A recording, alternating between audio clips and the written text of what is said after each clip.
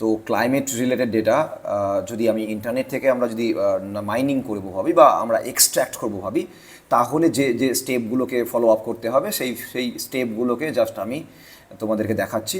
এই ডোমেনে যদি আমরা যাই তাহলে আমরা ওয়েদার রিলেটেড ডেটা তো আমরা সেখান থেকে ডাউনলোড করতে পারবো। তো এই ওয়েবসাইটটাকে আমি কপি করলাম।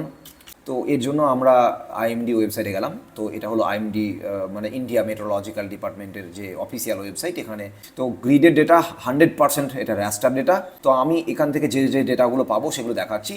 গ্রিডের ডেটা রেনফল ডেটা আছে, এই যে 0.25 ইন্টু 0.25 বাইনারি, মানে ডেটার ফরম্যাট হলো বাইনারি। দুরকম স্প্যাসিয়াল রিজলিউশনে বা গ্রিড ডাইমেনশনে ডেটাটাকে আমাদের আইএমডি প্রোভাইড করে। র্যাস্টার ডেটার আবার দুরকম ফরম্যাট আছে, একটা বাইনারি ফরম্যাট, এটাকে বলা হয় নেট সিডিএফ, এবং টেম্পোরাল কভারেজ, যত সালের পর্যন্ত আমাদেরকে ডেটা প্রোভাইড করতে পারবে আইএমডি, মানে আইএমডির ক্যাপাবিলিটি হলো 1951 থেকে 2023 সাল পর্যন্ত। এটাকে ইউজ করতে গেলে এটাকে কনভার্ট করতে হয়, এবং এই ডেটাটা সবার ইউজের জন্য নয়। জিআইএস যদি কোনো সফটওয়্যার থাকে, suppose ArcGIS, MapInfo, TNTmips অথবা কিউজিআইএস, এই কিউজিআইএসে যদি এটাকে আমরা ওপেন করি বা আমরা যদি দেখবো ভাবি, সাপোজ দেখাচ্ছি তোমাদেরকে।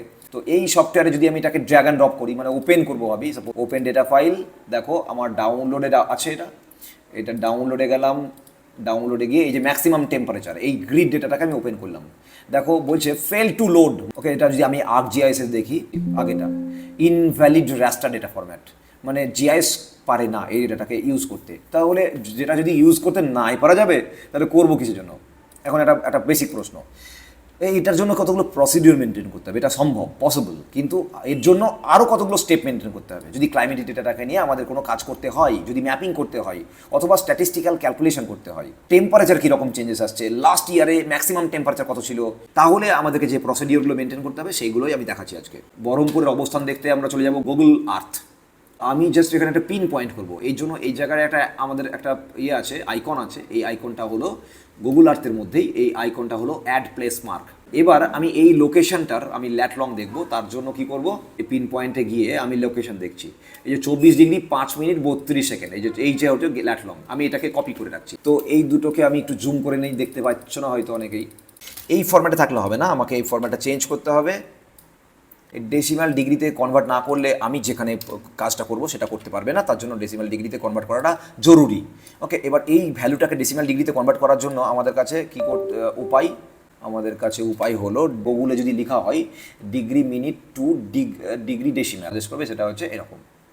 তো এইটাকে নিব, এটা ল্যাটিটিউডকে দিচ্ছি 24 ডিগ্রি, এখানে লেখা আছে 24 ডিগ্রি 5 মিনিট আর হচ্ছে 32.9 শূন্য এত সেকেন্ড। লঙ্গিটিউড হচ্ছে 88 ডিগ্রি।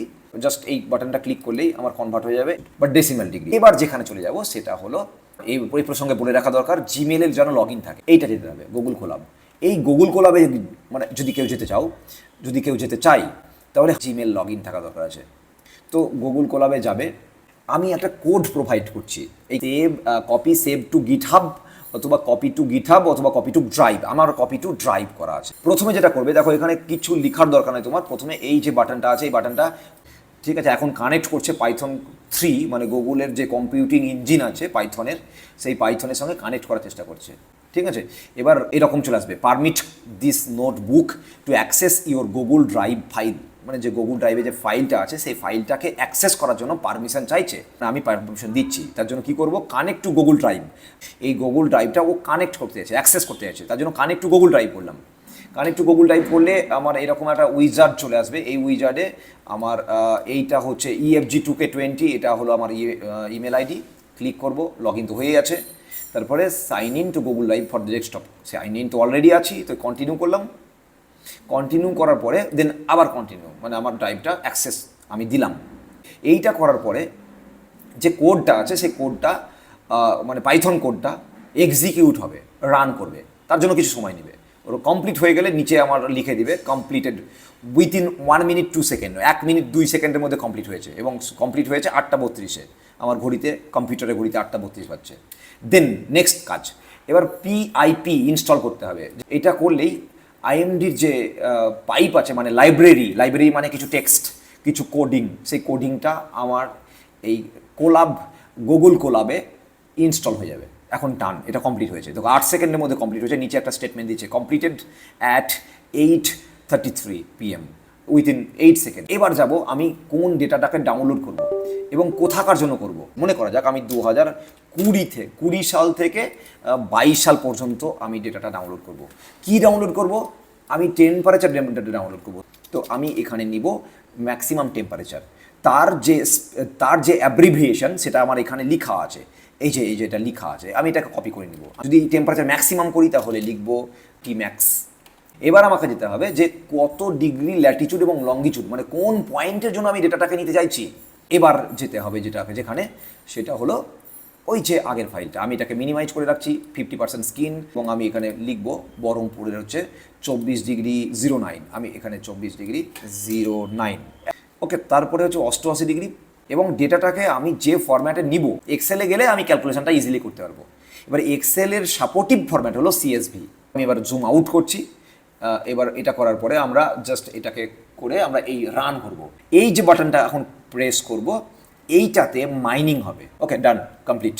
তো আমি একটা দেখে নেই, আগে ডাউনলোড করে নেই এই CSV ফাইলটাকে। জাস্ট ডাউনলোড করলাম, ডাউনলোড দিলে দেখো CSV।